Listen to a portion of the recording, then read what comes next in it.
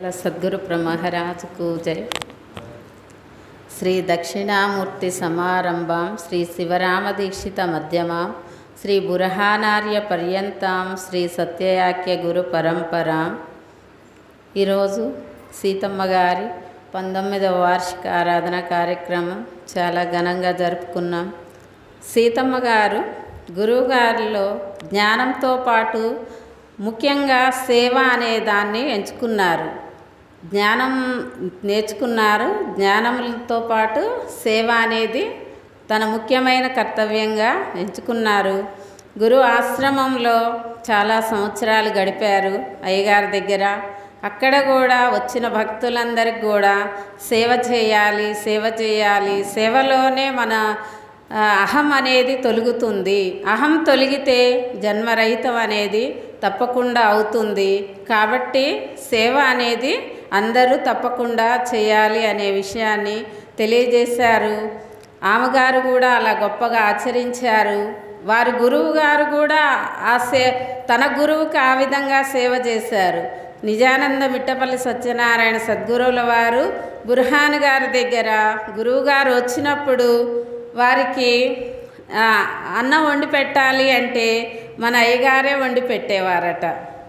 అయ్యగారు వండితేనే బుర్హాన్ గారు అమ్మగారు భోంచేసేవారట. వేరు పల్లెటూర్లకు వెళ్ళేవారు. అక్కడ రకరకాల వాళ్ళు ఉంటారు. వారికి గురువుగారు ఏ విధంగా తింటారో అన్న విషయాలు తెలియదు కదా. కాబట్టి నిజానంద మిట్టపల్లి సత్యనారాయణ గారు వారి గురువు గారికి ముందు వంట చేసి పెట్టిన తర్వాత జ్ఞాన విచారణ అనేది కొనసాగించేవారు. ఆ విధంగా సీతమ్మ గారు కూడా సేవా కార్యక్రమాన్ని ఎంచుకున్నారు. మనందరికి కూడా తెలియజేశారు.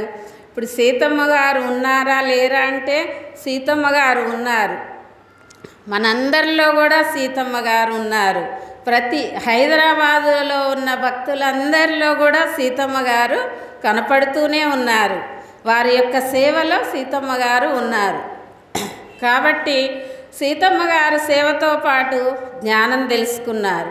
భగవద్గీతలో 9వ అధ్యాయంలో 2వ శ్లోకంలో రాజ విద్య రాజగుహ్యం పవిత్రమిదముత్తమం ప్రత్యక్షావగమం ధర్మ్యం సుసుఖం కర్తుమవ్యయం అని చెప్పారు.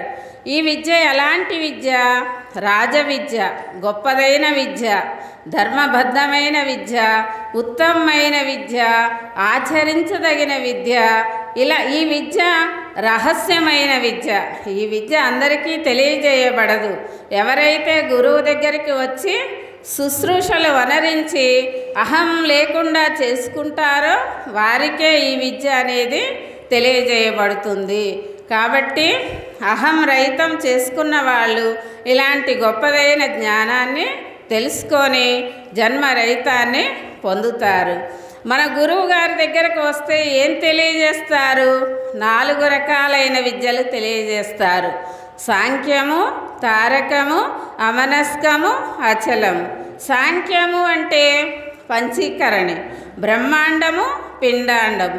బ్రహ్మాండములో సృష్టి, స్థితి, లయ, విస్తీర్ణ, ఆకర్షణములు జరుగుతున్నాయి అనే విషయాన్ని బ్రహ్మ సృష్టి, విష్ణువు పోషణ, రుద్రుడు లయకర్త. ఈ విధంగా సృష్టి, స్థితి, లయ, విస్తీర్ణ, ఆకర్షణములు జరుగుతున్నాయి బ్రహ్మాండములు అనే విషయాన్ని తెలియజేసి పిండాండములో పంచభూతముల ద్వారా ఈ స్థూల శరీరం ఏర్పడింది. పంచ తన్మాత్రకుల వలన ఇంద్రియములు ఏర్పడినాయి. పంచశక్తుల వలన జీవుడు ఏర్పడిండు. పంచబీజముల వలన ప్రాణము ఏర్పడింది. పంచ అధిష్టాన దేవతల వలన ప్రత్యేగాత్మ ఏర్పడింది అని మనకు సాంఖ్యము ద్వారా బ్రహ్మాండ పిండాండ పంచీకరణములు మొత్తాన్ని తెలియజేశారు. ఆ తర్వాత తారకం. తారకము అంటే తన యొక్క రకం. నువ్వు ఏమై ఉన్నావు? మనకు ఏం చెప్పారు? సోహం అనే విషయాన్ని తెలియజేశారు. సోహము అంటే మనలో 7 చక్రాలు ఉన్నాయి. ఆధారము, స్వాదిష్టము, మణిపూరకము, అనాహతము, విశుద్ధము, ఆగ్నేయము, సహస్రారము అనే 7 చక్రాలు ఉన్నాయి. ఆ 7 చక్రాల మీదుగా ఈ జీవుడు సోహం, నేనే బ్రహ్మము, బ్రహ్మమే నేను అనే విధంగా జీవుడు తిరుగుతూ ఉన్నాడు.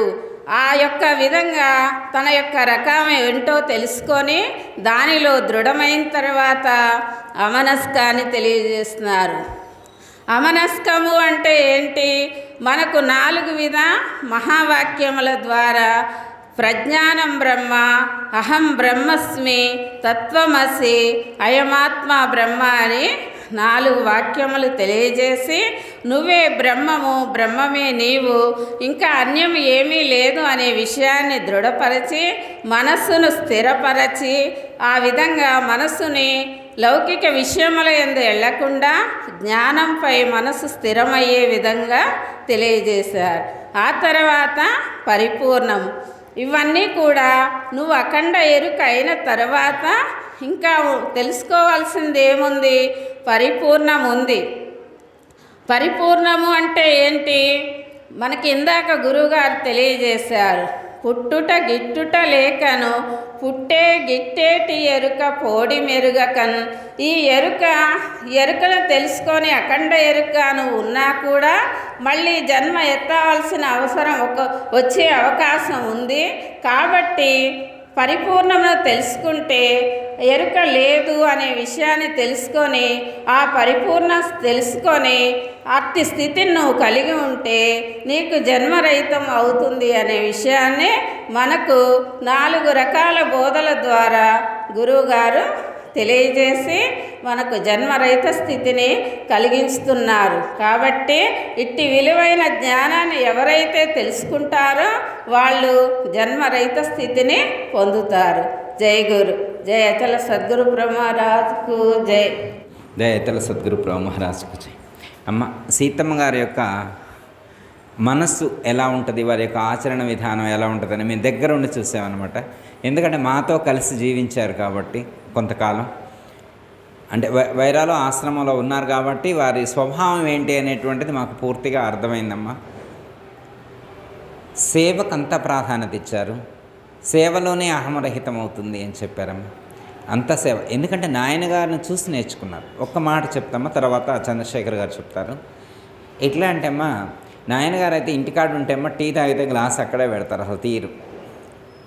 టీ తాగితే గ్లాస్ అక్కడ పెడతారు, మేమే తీస్తామన్నమాట. మేమంటే నేను కాదు, మిగతా వాళ్ళు. అయితే కొండవీడి వెళ్ళినప్పుడు గురువుగారి యొక్క ఇంటి దగ్గర సేవ చేసేవారు. ఎట్లా అంటే వాళ్ళకి బావి లోతుగా ఉంటుంది. మనం వెళ్ళినప్పుడు చూసినాం అమ్మ, కొండవీడిలో బావి చాలా లోతుగా ఉంటుంది. అంత లోతుగా ఉన్నటువంటి బావిలో నీళ్ళు వీరు చాద వేసి తోడేవారు అనమాట. అంటే మొత్తం వీరు కాదు, కొంతసేపు తోడేవారు. అట్లా తోడితే చేతులు ఎర్రగా బొబ్బలెత్తాయి. ఎప్పుడు పని చేయరుగమ్మా ఇంటికాడ, బొబ్బలెత్తాయి. అయినా కానీ తోడేవారు. అక్కడ పడుకోవడానికి ఫెసిలిటీస్ ఏమి ఉండవమ్మా. అక్కడ బయట ఒక రాయి ఉండేది, ఇప్పుడు ఆ రాయి మీద పడుకునేవారు.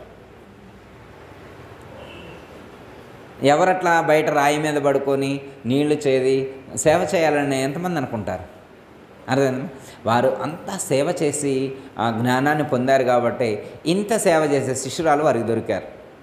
అంటే వారు ఒక్కరే కాదు, చాలామంది. నాయనగారికి 3000 మంది శిష్యులు ఉన్నారు, వారిలో వీరొకరు. మరి ఎంతమంది జ్ఞానస్థితిని పొంది ఉన్నటువంటి వాళ్ళు వారికి శిష్యులయ్యారు. అర్థమైందమ్మా? అట్లా మరి మా కళావతి చాలా చక్కగా సీతమ్మ గారి గురించి చెప్పింది, సేవ గురించి చెప్పింది, జ్ఞానం గురించి కూడా సూచించింది. చాలా బాగా చెప్పింది. సంతోషం. అందరికీ జై గురు. మరిన్ని ఆధ్యాత్మిక రహస్యాల కోసం అచల బోధ, ఆత్మబోధ, భగవద్గీత, అలాగే పండుగల్లో దాగిన అర్థాలు, అంతరార్థాల కోసం మరియు యోగము, ధ్యానము మొదలైన అనేక ఆధ్యాత్మిక తెలుగు ప్రవచనాల కోసం క్రింద ఉన్నటువంటి రెడ్ కలర్ సబ్స్క్రైబ్ బటన్ను క్లిక్ చేయండి. అలాగే ప్రక్కనే ఉన్నటువంటి గంట సింబల్ను నొక్కండి. అలాగే ఈ వీడియో మీకు నచ్చినట్లయితే లైక్ చేయండి మరియు షేర్ చేయండి. జై గురు.